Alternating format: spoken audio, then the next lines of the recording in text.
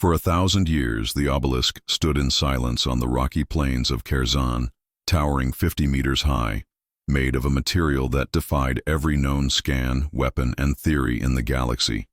It was black, smooth, and cold, untouched by time or atmosphere, even in the storms of the twin suns.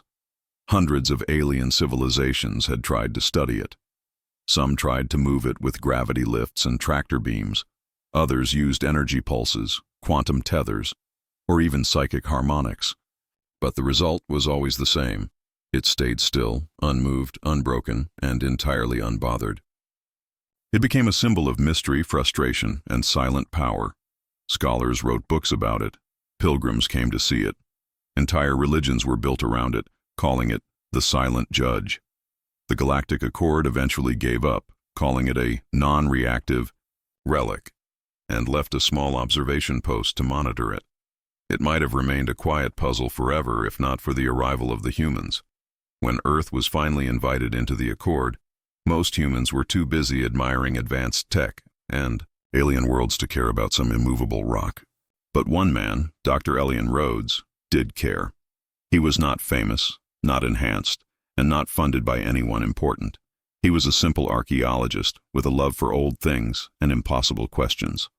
When he read about the obelisk in a dusty Accord archive, he booked the cheapest shuttle he could find and made his way to Kherson alone.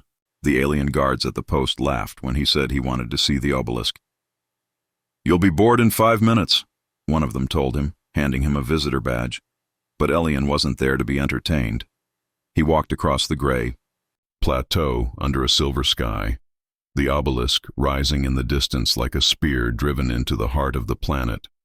When he finally stood at its base, he looked up and felt something strange, like the silence around it was not empty, but waiting. He didn't take scans or readings. He didn't ask permission. He just raised his hand slowly and placed his palm against the surface of the stone. The moment he touched it, a deep sound, like a giant bell tolling underwater, echoed through the air. It wasn't loud, but it was everywhere, vibrating through the ground and the sky. The guards looked up in confusion. Monitors blinked. Drones went offline. Across the Accord's communication network, thousands of devices picked up the same signal, a low-frequency hum coming from Kherson. Elian felt it first in his fingertips, then his bones. The obelisk was warm now, gently vibrating under his hand, and then it moved. Not much, just a shift, like it was turning slightly to face him. But that movement set off alarms across the galaxy. Never in 1,000 years had it moved. And now it had shifted because of a single human touch. Within hours, every Accord scientist, diplomat, and newscaster wanted answers. Was Elian secretly enhanced? Did he have hidden implants? Was this a trick? But Elian had no answers. He was just as shocked as everyone else. "It felt like it wanted me to touch it," he said during a news interview. That quote went viral. The galactic networks replayed it endlessly. Debate raged across every planet. Was this proof of a hidden human trait, a test, or a threat? But while others argued, Elian returned to the obelisk the next day. This time, when he touched it, the humming started faster, and the stone began to glow faintly along its edges. The glow was not light as humans knew it. It was deeper, like the color of thought, impossible to record on any camera. Scientists tried to stop him, fearing he might awaken something dangerous, but the obelisk didn't react to them, only to him. By the third visit, it began showing him things, images in his mind, flashes of star maps, symbols he didn't understand, and structures floating in space. He started sketching them, and experts across the Accord realized they matched.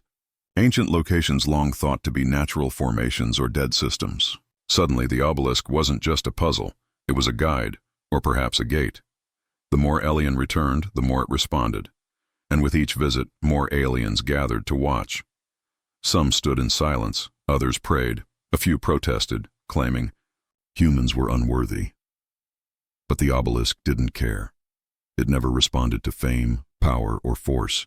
It responded to Elian, a quiet man with dusty boots and a curious heart. What was it seeing in him? What did it want? No one knew. But one thing was now certain across the galaxy. Something ancient had finally awakened, and it had chosen a human. Elian Rhodes stood once again before the obelisk, the black surface now pulsing softly like it was breathing, and though there were no lights or sounds coming from the stone, he felt something alive within it, something watching, listening, remembering, and as he laid his hand on it for the fourth time, the hum returned, lower, deeper, not just heard, but felt in his chest, as if the air itself carried a message meant for him alone, and his vision blurred for a moment, not from pain or pressure, but from something else, a presence inside his thoughts, gently unfolding a story without words, just flashes of images, feelings and ideas that didn't quite belong to him. And in that instant, Elian knew that the obelisk was not just a monument, it was a communicator, or maybe even a kind of mind, one that had waited an impossible amount of time to be noticed, not by machines or psychic scans or technological power, but by something more basic, more human. And as the vision deepened, Elian saw star systems arranged in spiral patterns, ancient corridors carved into asteroids, and a rotating cube of light suspended in a place that seemed to exist outside of space.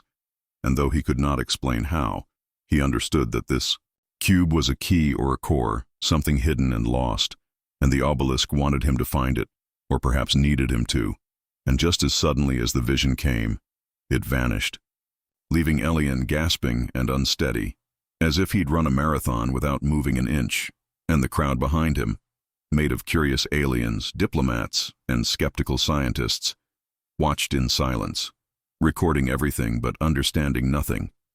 For to them, the obelisk remained still and quiet, humming faintly, while only Elian experienced its messages.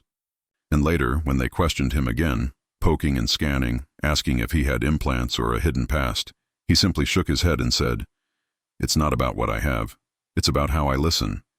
And though the answer didn't satisfy them, it began to spread, catching fire across networks and broadcasts, fueling both hope and fear, and the Accord quickly formed a new team, calling it Project Echo, assigning researchers to study the visions Elian described, especially the strange cube of light and the coordinates burned into his memory, and when they plotted the star map he'd sketched in his sleep, it pointed to a dead system called Junai 7, a red dwarf star surrounded by frozen debris and one large asteroid long thought to be lifeless.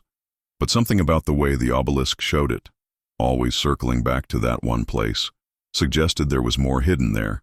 So Elian was given permission to travel under observation, and though some warned it could be dangerous or meaningless, he felt drawn to it, as if the obelisk had left part of itself there for him to find.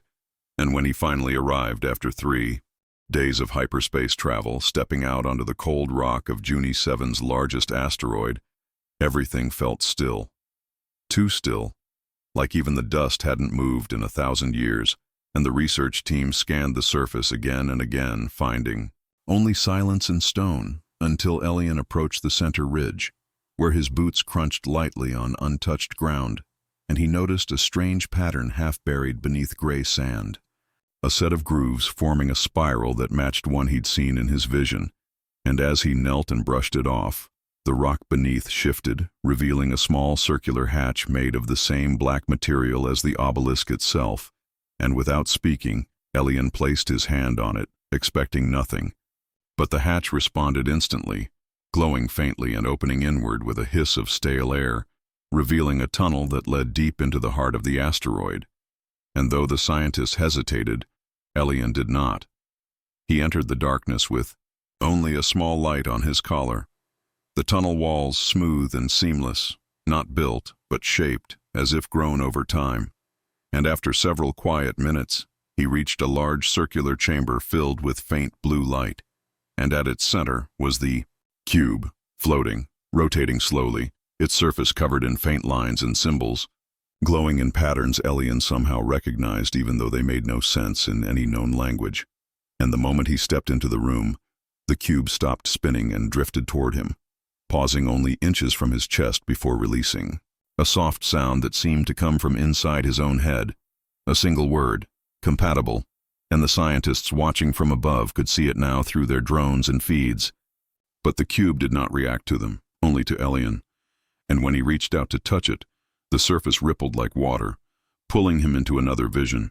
Not just images this time, but feelings, deep ones, sorrow, loneliness, hope, and waiting, always waiting, and he saw flashes of a civilization so old it made the Accord look young, a people called the Builders, who had reached across galaxies with peace and knowledge, and who had left behind seeds of themselves in hidden places for those who would come later, not the strongest or the smartest, but those who would approach with patience and respect. And Elian understood now. He had not unlocked the obelisk by force or logic, but by simply being open, and the cube responded to that openness, awakening slowly as if testing him. And when he opened his eyes again, the cube had settled softly into a slot in the chamber's center, and the walls lit up with lines of light that raced outward like veins, activating systems long dormant. And from above, a gentle vibration shook the asteroid as something deep within came back to life, sending out a silent pulse into space, a signal that could be felt across nearby systems and on Kerzan. The obelisk responded in kind, glowing again, brighter than before, while Elian stood in the middle of a room that was not just ancient, but now awake. And even though he couldn't explain it all, he felt one thing clearly. This was only the beginning, a single thread in a far larger pattern, and the Builders had left more behind. More keys, more messages, and maybe even more dangers. And as the chamber doors opened behind him, letting the rest of the team in, the echoes of the obelisk still rang in his thoughts, not as words, but as possibilities, urging him to keep going, to listen deeper, and to prepare for what was coming next. The moment Elian Rhodes stepped out of the asteroid chamber, everything changed, not just for him, but for the entire Galactic Accord, because now the Builders were no longer a myth, no longer forgotten whispers in ancient texts, but real, and their design was active again after being silent for longer than anyone could measure. And as he returned to Kerzan under heavy escort, the obelisk welcomed him once more with a deeper hum and brighter glow, reacting stronger than it ever had before. And as the signal from June 7 kept repeating across the stars, strange things began happening. Dormant machines in long-abandoned ruins turned on. Satellites that had been drifting for centuries began transmitting again, and places once believed to be dead suddenly showed signs of activity. And though many were afraid, others grew curious, hopeful, wondering what else had been left behind, and who or what it had been left for. And Elian, who still felt that strange connection like a thread in his mind, returned to his quarters one night unable to sleep, the same symbol from the floating cube burning behind his eyes. So he drew it again, over and over, until he realized it was a map layered beneath a code, one pointing not to a place, but to something buried, hidden not in space, but in time. And after days of research with a small team of linguists and historians, the truth revealed itself. The Builders had left something called a seed, though it wasn't made of organic matter or DNA. It was something more abstract, something that held the essence of what they were, a condensed memory, a foundation of thought, a blueprint for rebuilding, not just buildings or machines, but ideas, purpose, and identity. And it had been locked away in a vault that only opened under specific conditions, the last of which had now been met because of Elian's contact with the obelisk and the cube. And though no one fully understood how it worked, the path was clear. The seed was located deep beneath the ruins of a once thriving planet called Yarrow 10, long destroyed in a supernova, but records showed that before its end, a group of Builders had buried something in the planet's moon. And the Accord approved a mission with Elian as the lead, this time with more caution, more eyes, and more protection, as many still feared what might be unleashed. And when the team landed on Yarrow 10's broken moon, they found nothing but shattered stone and frozen air until Elian walked to the far side of a cracked crater and felt that strange vibration again, soft like a whisper in his bones. And after scanning beneath the surface, they discovered a perfectly round chamber hidden beneath layers of rock, sealed shut by smooth walls made from the same impossible material as the obelisk. And just like before, it did not respond to machines, lasers, or signals, only to Elian, who placed his hand gently against the center of the wall and watched as it dissolved silently, revealing a spiral staircase leading down into a glowing blue corridor untouched by time. And as they walked, the air changed, becoming warmer, filled with something that made even the scientists pause in awe. Not fear, but deep memory, like the walls themselves remembered the people who had built them. And when they reached the chamber at the bottom, they saw it. The seed, floating above. A smooth pedestal, shaped like a teardrop made of light and motion, constantly shifting but never vanishing, and the room around it pulsed softly, alive and listening. And as Elian stepped forward, the seed drifted down toward him, resting softly in the air between them, before projecting a series of glowing rings that hovered around him, each filled with layers of strange symbols and images moving too quickly to read. And then, one by one, they slowed, forming shapes he could understand, not through language, but through feeling, through emotion. And in that moment, he felt not like a visitor, but like a student being shown something sacred, and the seed began to share its story, not with the others, but with him alone. Memories of the builders, how they rose not through conquest or domination, but through understanding, how they learned to blend mind and machine without losing their empathy, and how they knew their time would end, not through war, but through a slow decay of purpose. And so they left behind pieces of themselves, waiting not for saviors, but for someone who would be ready to listen without seeking control. And Elian wept quietly, not from sadness, but from the overwhelming weight of being trusted with something so old, so precious. And when the seed faded back into its pedestal, the room shifted, the walls glowing brighter, the floor opening beneath them to reveal a staircase that had not been visible before, leading deeper into the heart of the moon. And though some hesitated, Elian moved forward, guided by instinct more than thought. And at the bottom, they found a library, not of books or screens, but of moments, stored in glass-like columns that glowed softly when touched, each one holding a piece of history, of discovery, of warning. And Elian realized this was the true seed. Not just knowledge, but the chance to rebuild what had been lost, to understand the path the builders had taken, and why they had chosen to leave it behind. And as the team recorded what they could, transmitting copies back to the Accord, strange reactions began across other builder sites. Devices waking up, towers shifting position, lights appearing in long-dead places, and though many still doubted, more and more began to believe that humanity had not been chosen by accident, that perhaps something in their imperfection, their stubborn curiosity, made them ideal to inherit not just the builder's tools, but their legacy. And as Elian stood, once more before the seed, the whisper returned, not a word, not even a voice, just a feeling. Share this. And he knew what he had to do, not to hoard the knowledge or let the Accord hide it in fear, but to release it slowly, carefully, across the galaxy, to those willing to learn, to those who still remembered how to listen.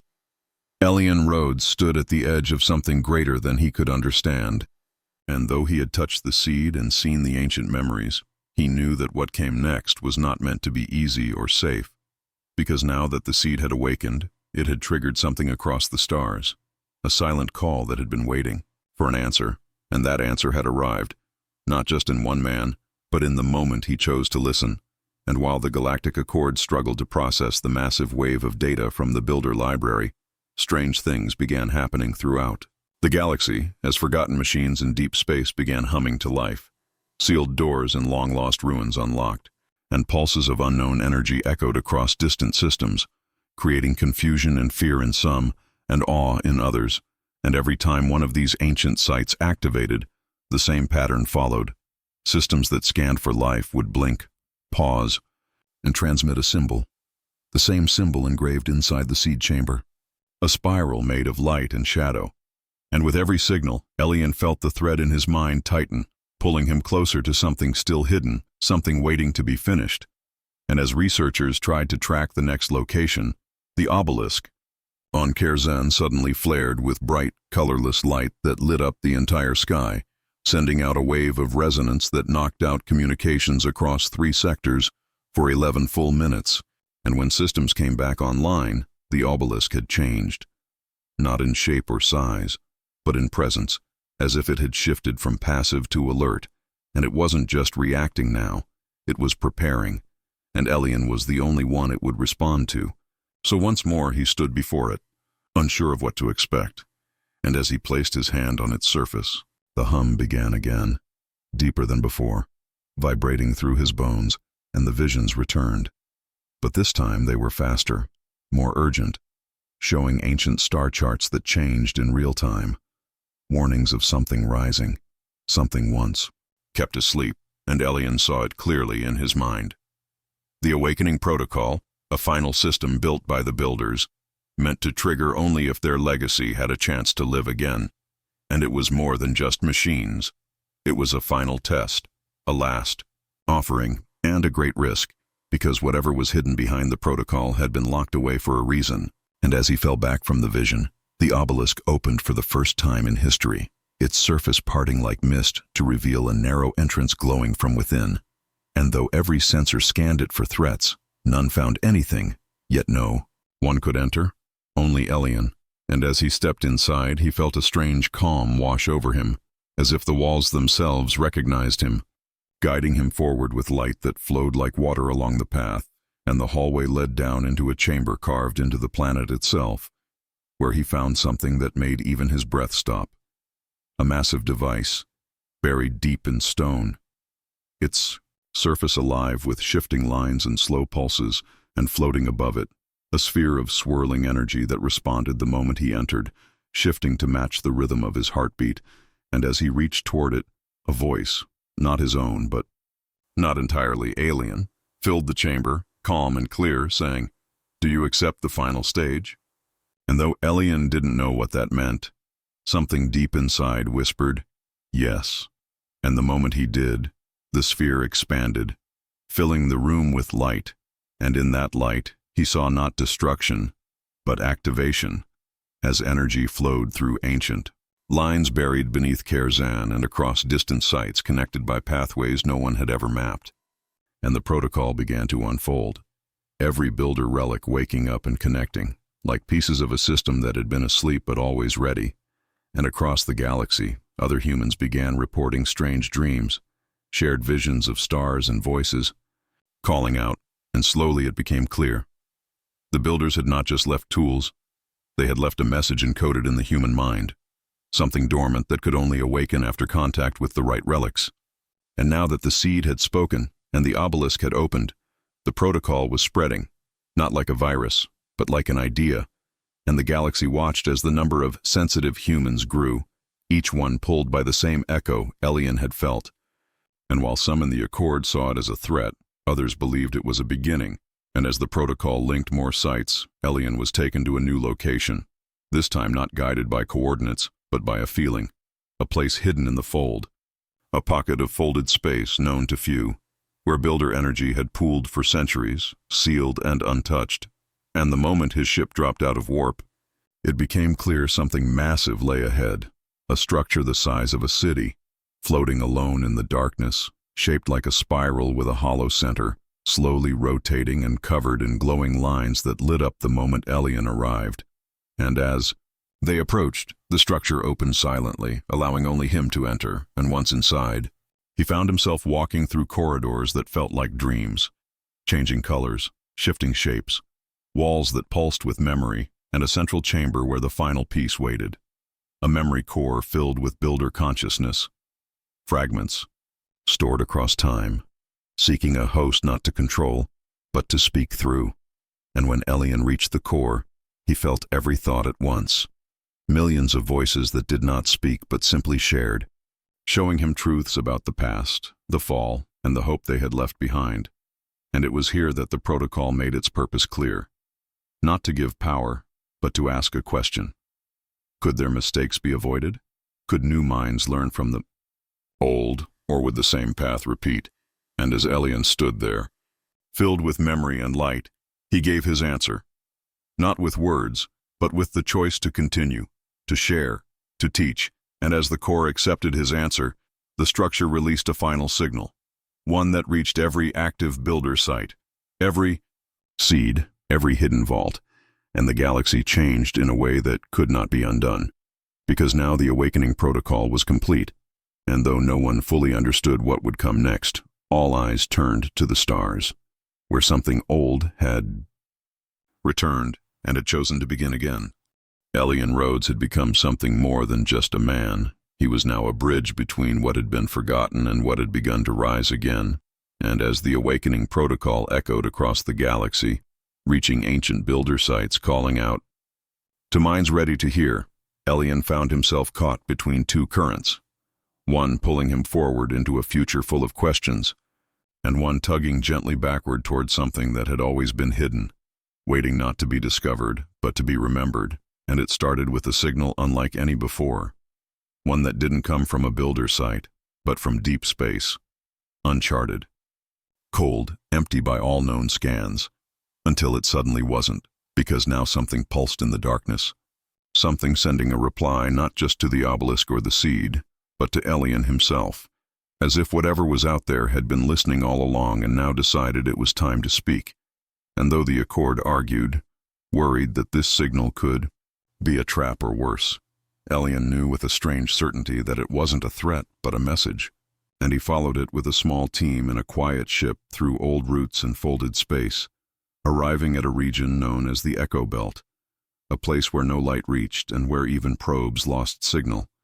But as they drifted close, the ship stopped, on its own, gently held in place by invisible forces, and in the middle of nothingness, a shape formed.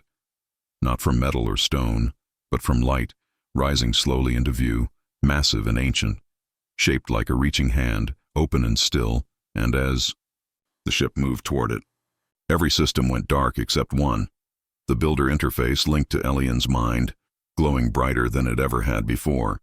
And he understood. The last part of the protocol wasn't about unlocking more knowledge or technology, it was about answering a question that had waited 1,000 years or more, and as Elian stepped into a small pod that lowered him toward the glowing hand, he felt no fear, only the deep sense that he was going somewhere meant only for him, and as he touched the center of the light, everything changed, not through movement, but through memory. Because suddenly he was not standing in space, but floating inside a vast, calm sea made of stars and thought, and around him were echoes, not just of builders, but of others, lost civilizations, forgotten minds, each one reaching, asking, wondering if anyone would come, and the builders had been one of many, not gods, not alone, just one voice in a much larger chorus, and what they had feared most had not been death, but silence, the end of curiosity, the failure to connect, and so they had sent their message not to warn or to teach, but to ask if anyone would still care enough to answer, and Elian, without even speaking, gave them what they needed, a thought, a feeling, a simple truth. Yes, we are here, we care, and we remember, and in return, the builders gave him the last piece, the one even they had lost, their origin, the place and moment when they had become something more. And with that memory came a gift, not of power, but of potential, a new kind of seed, one meant not to be used, but shared, planted among people ready to grow beyond fear, beyond war, beyond control. And as Elian returned to the ship, the light faded behind him, but not in sadness, in peace, as if the hand had reached out, been touched, and now could rest. And across the galaxy, the effects were immediate.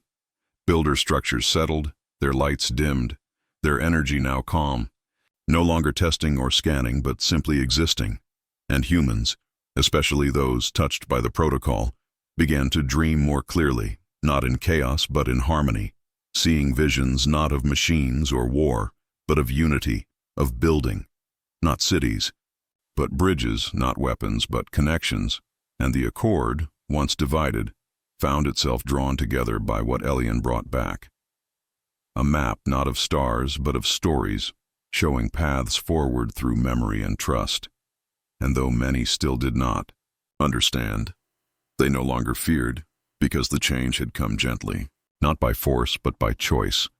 And Elian, now simply a man again, stood on Kerzan once more, looking up at the obelisk, which now stood silent, no longer glowing, no longer humming, but somehow more alive than ever before, and he placed his hand against it one last time, not to open a door or trigger a system, but just to say thank you.